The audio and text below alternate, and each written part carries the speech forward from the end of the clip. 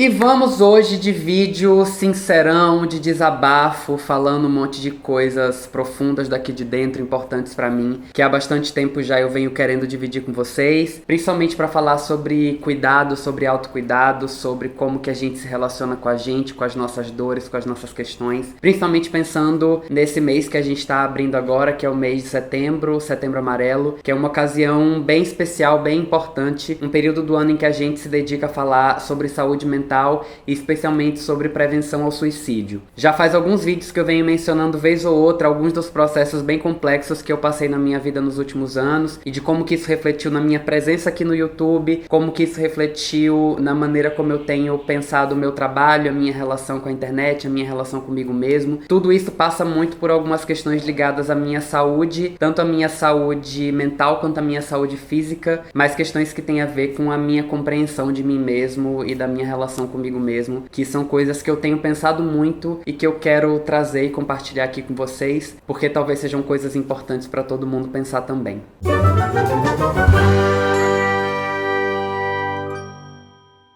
Bom, o ponto de partida dessa conversa que eu quero ter com vocês aqui hoje tem a ver com uma coisa que eu acho que eu nunca mencionei publicamente, nunca falei publicamente aqui, mas é uma questão que me atravessa, que me acompanha, que tá aqui na minha vida desde que eu comecei o canal aqui no YouTube, e eu diria que desde antes, assim, é uma coisa que eu sei que tá aqui na minha vida já faz bastante tempo. É o fato de que eu vivo quase que constantemente sentindo dor. E quando eu falo de dor, eu não tô falando de nada muito metafórico, não tô falando de nada muito abstrato, para além das dores sociais e cotidianas que a gente discute e conversa aqui todo dia. Eu vivo constantemente com dores físicas. Eu tô sentado aqui agora de frente para uma câmera falando com vocês e o meu braço tá doendo, a minha perna, meu pé tá doendo, a minha lombar tá doendo muito. Eu tenho muitas dores físicas e eu convivo com isso há bastante tempo. No ano passado, eu passei por um processo muito profundo, um processo quase existencial mesmo, de começar a me dar conta disso de uma maneira que eu não tinha me dado conta antes, e de começar a pensar muito sobre a minha relação com o meu corpo e sobre a minha relação com essas dores, que era uma relação bastante problemática, bastante nociva, porque, pra dizer a verdade, eu tinha me acostumado mesmo a estar sentindo dor o tempo todo. O meu processo foi um processo engraçado, porque acredito que alguns de vocês que me acompanham no Instagram viram uma determinada época no ano passado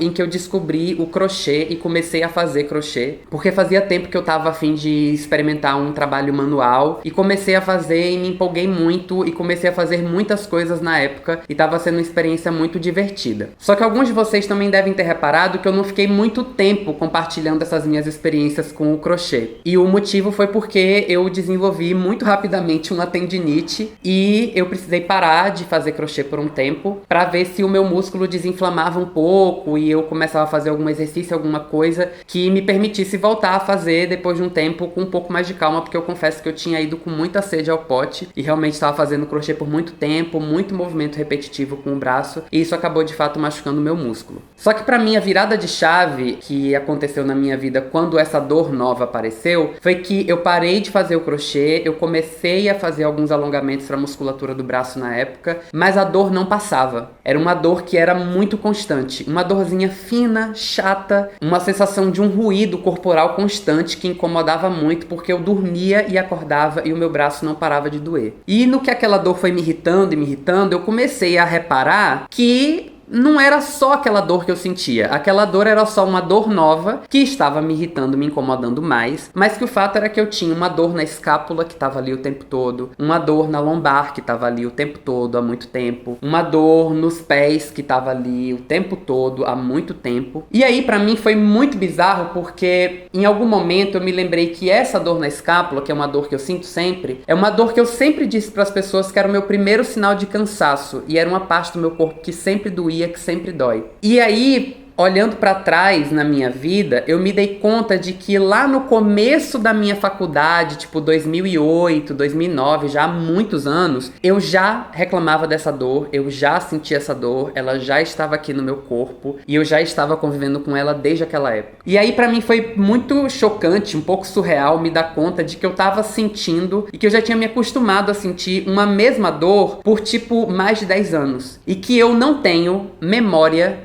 do meu corpo sem dor. Eu não sei o que é a sensação de ter um corpo, de estar num corpo que não está doendo. Talvez pareça exagero da minha parte falar desse jeito, eu não sei se eu tô me fazendo entender exatamente, mas é que eu só tenho consciência do meu corpo nos últimos anos com alguma dor aqui em algum momento, e eu tenho vivido há anos assim, dormindo e acordando todos os dias com alguma dor em alguma parte do meu corpo. E quando eu tava nesse processo de olhar para essas dores, de olhar para o meu corpo, de olhar para esses meus processos, foi justamente no momento em que eu também tava revisitando muitas questões pessoais muito profundas, depois de um momento muito difícil, muito complexo da minha vida, que foi principalmente ali o período de 2018 e o começo de 2019, que englobou muitas coisas. Eu tava numa situação financeira um pouco complicada na época, com algumas dificuldades, alguns problemas que estavam me trazendo muito estresse. Eu tava numa relação muito complicada com o meu trabalho, porque eu tava sem produzir conteúdo aqui pro canal. Eu tava numa sensação de cansaço muito grande, muito extremo, uma estafa muito paralisante, assim. Eu tive uma crise de burnout seríssima no fim de 2018. Foi também um período em que as relações na minha casa, com as pessoas com quem eu morava, também estavam muito difíceis, muito feridas. E a coisa que foi mais pesada, mais desgastante, mais difícil foi o fim do meu doutorado. Algumas pessoas aqui que me acompanham nas outras redes devem saber que eu fui desligado do meu doutorado bem na reta final. Eu não cheguei a concluir a minha tese, nem a defender. Não cheguei a ter o título de doutor. E tá tudo bem, foi a melhor coisa que podia ter me acontecido naquele momento. Mas eu não vou dizer que foi um processo simples, foi um processo fácil. Pelo contrário, foi um processo extremamente traumático, porque foi um desligamento muito traumático que concluiu um processo que vinha sendo muito traumático e muito violento também por muito tempo. E boa parte desse processo de olhar para essas coisas aconteceu no ano passado, 2019, e foi nesse processo de muito trabalho na terapia, às vezes de fazer mais de uma sessão por semana, foi mais ou menos ao mesmo tempo que eu comecei a perceber também essas minhas dores físicas.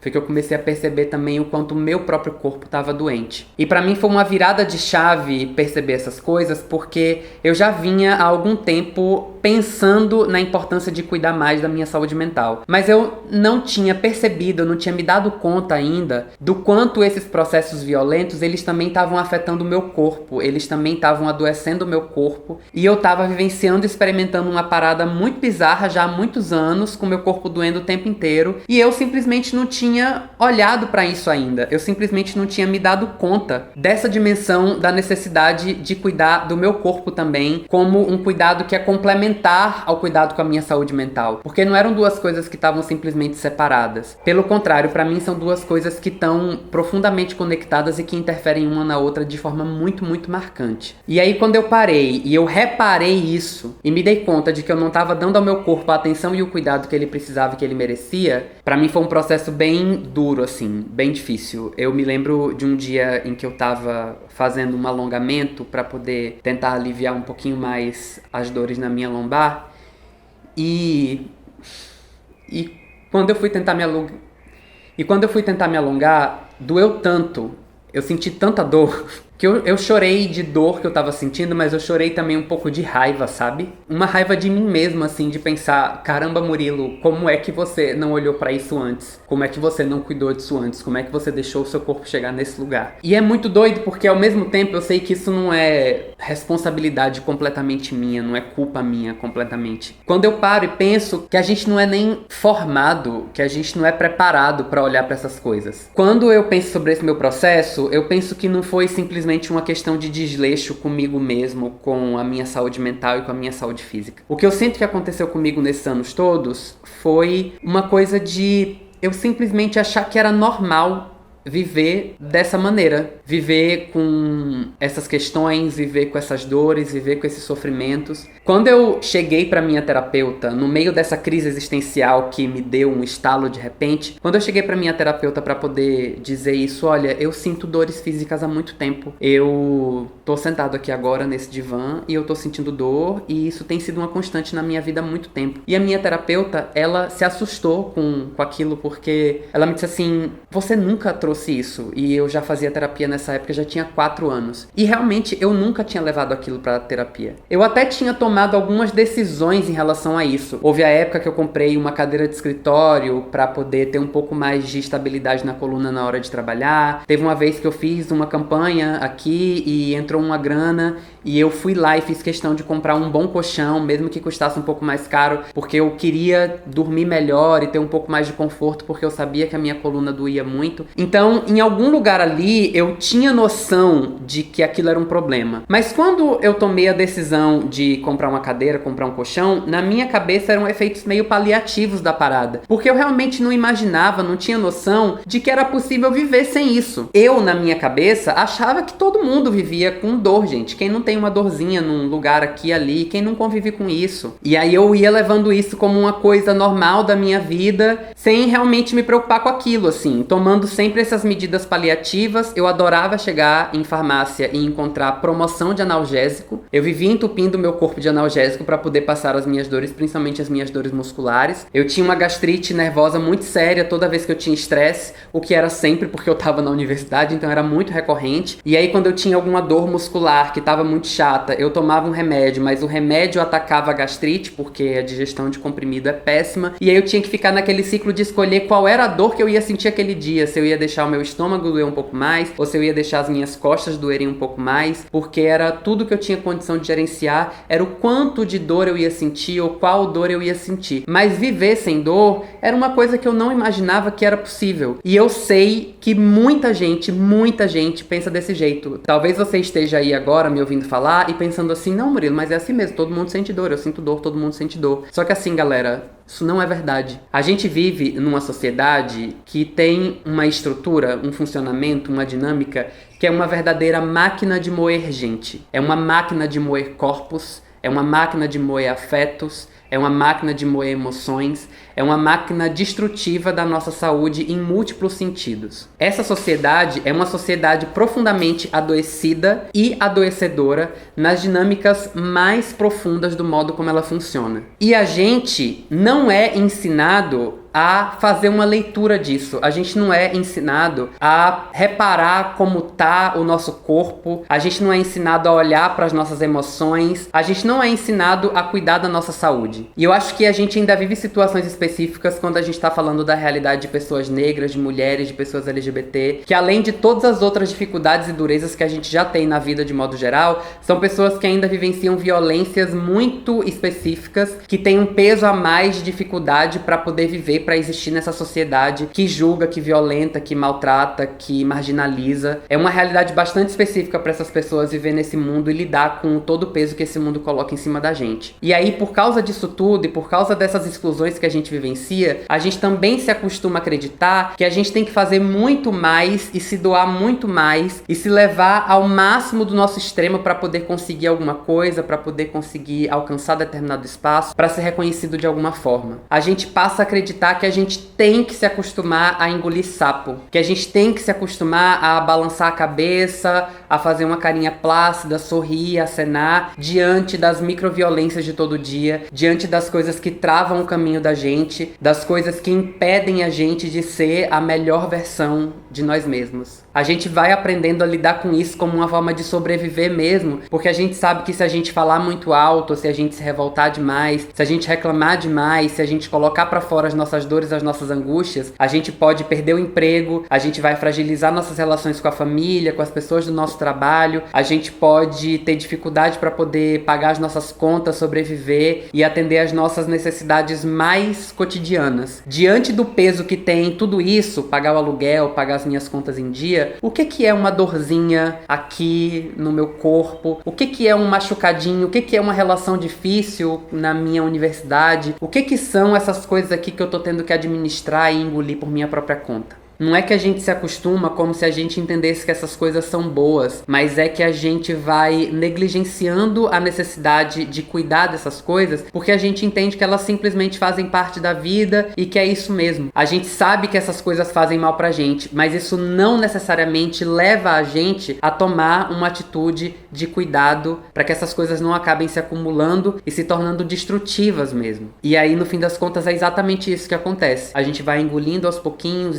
pouquinhos, sem ter nenhum espaço, nenhuma forma de canalizar e de cuidar dessas coisas, até o ponto que elas vão se acumulando muito e vão se tornando destrutivas. Até o momento em que a nossa saúde mental, que a nossa saúde física tá completamente ferrada, e aí a gente só resolve tomar alguma atitude de cuidado porque a gente chegou num ponto que não tem mais alternativa. E é uma quantidade tão grande de sofrimento que a gente às vezes podia ter evitado. E assim, com isso tudo eu não tô dizendo que é culpa nossa que a gente chegue nesse lugar e que a gente passe por esse processo de adoecimento. Como eu disse, a gente vive numa máquina de moer gente, numa sociedade que realmente adoece a gente por todos os lados o tempo todo, sem falar em todas as outras razões psicológicas, biológicas, fisiológicas que levam a processos de adoecimento. Então não tô falando só pra gente ficar bem, tranquilo, pra gente não adoecer, porque eu sei que as coisas não são fáceis e também porque eu vejo esse discurso se reproduzindo muito agora nesse período do Setembro Amarelo e eu sei o quanto esse discurso é bastante perigoso. Falar de saúde mental é falar de coisas muito mais sérias do que isso. O cuidado com a nossa saúde mental não passa só por uma dimensão da nossa vontade. O que eu quero dizer aqui é justamente para apontar que esses processos de adoecimento existem. Esses processos de adoecimento estão acontecendo. O problema é que a gente foi acostumado a deixar eles irem acontecendo. A gente tem uma cultura de cuidado com a saúde que ensina pra gente que cuidado com a saúde é só você ir no hospital quando você tá numa situação muito extrema. E mais ainda, a gente tem uma cultura de saúde que não ensina a gente a estabelecer uma relação com o nosso próprio corpo e muito menos com a nossa própria cabeça, com as nossas emoções, com os nossos afetos, com a nossa saúde mental. E aí o que acontece é que o nosso corpo vai o tempo inteiro dando sintomas desses processos de adoecimento e a gente vai se acostumando a viver com eles, porque a gente vai entendendo e achando que a gente pode engolir aquela dorzinha aqui e aquela dorzinha ali, seja uma dorzinha que tá no seu corpo, seja uma dorzinha que tá nas suas emoções, que tá na sua cabeça. A gente é socializado para negligenciar essas coisas porque a gente acha que todas as outras coisas são mais importantes. Essa lógica se reproduz em muitos contextos. Se reproduz, por exemplo, quando as pessoas dizem que depressão é doença de gente rica, porque gente rica não tem coisa para se preocupar, então tem o direito de se preocupar com a própria saúde mental. Meu ponto aqui é que a gente precisa superar essa cultura e entender que a gente pode e que a gente precisa olhar mais para nossa saúde, tanto para nossa saúde física quanto para nossa saúde mental, até porque essas duas coisas estão profundamente conectadas. As nossas dores e mesmo as nossas emoções são dispositivos de segurança que o nosso corpo utiliza para avisar pra gente que tem alguma coisa errado. Se tem uma parte do seu corpo que tá doendo, é porque você precisa olhar pra ela. Se tem alguma parte da sua estrutura emocional que tá ferida, que tá machucada, que tá doendo, isso tem origem em alguma coisa. Os nossos sentimentos, eles não aparecem do nada. E a gente não pode simplesmente negligenciar que eles estão ali e engolir e fazer de conta que a gente pode conviver com eles, porque eles não foram feitos pra isso. Esse corpo, essa casa, é a única casa que a gente tem pra morar, pra habitar, pra fazer as nossas travessias nesse mundo, pra levar adiante os nossos projetos, pra realizar os nossos sonhos, pra dar os abraços que a gente quer dar, pra estabelecer as relações de afeto que a gente tem pra estabelecer. O nosso corpo é a nossa casa, é a nossa morada mais sagrada e ele precisa de cuidado, de carinho, de afeto, de aconchego. Ele precisa ser ouvido e escutado por nós mesmos. A gente precisa ouvir as coisas que o nosso corpo tem a dizer pra gente e entender que o cuidado com a gente pode e precisa ser uma prioridade. Tá tudo bem tirar um tempo pra cuidar de você, tá tudo bem pedir ajuda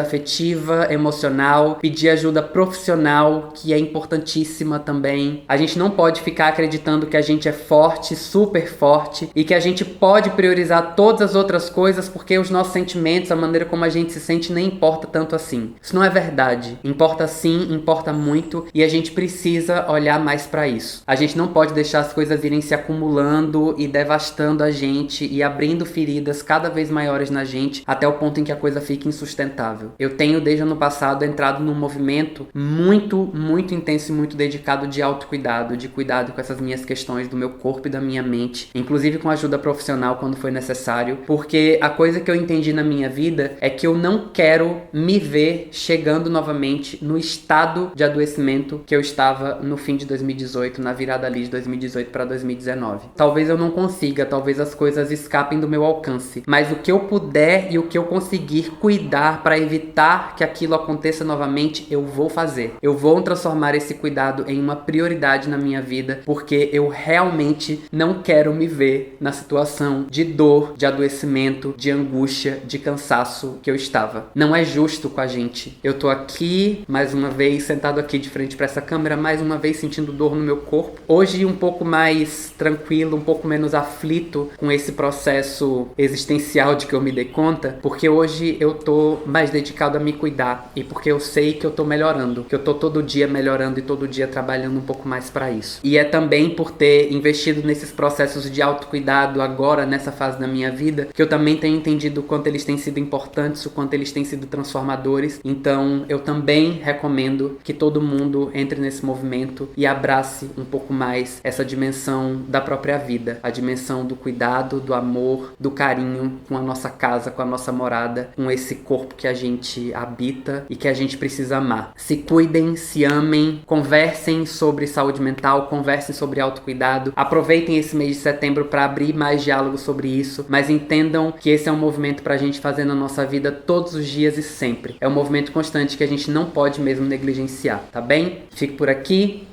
um beijo grande pra todo mundo e a gente se vê no próximo vídeo aqui no Muro Pequeno. Até lá, tchau, tchau.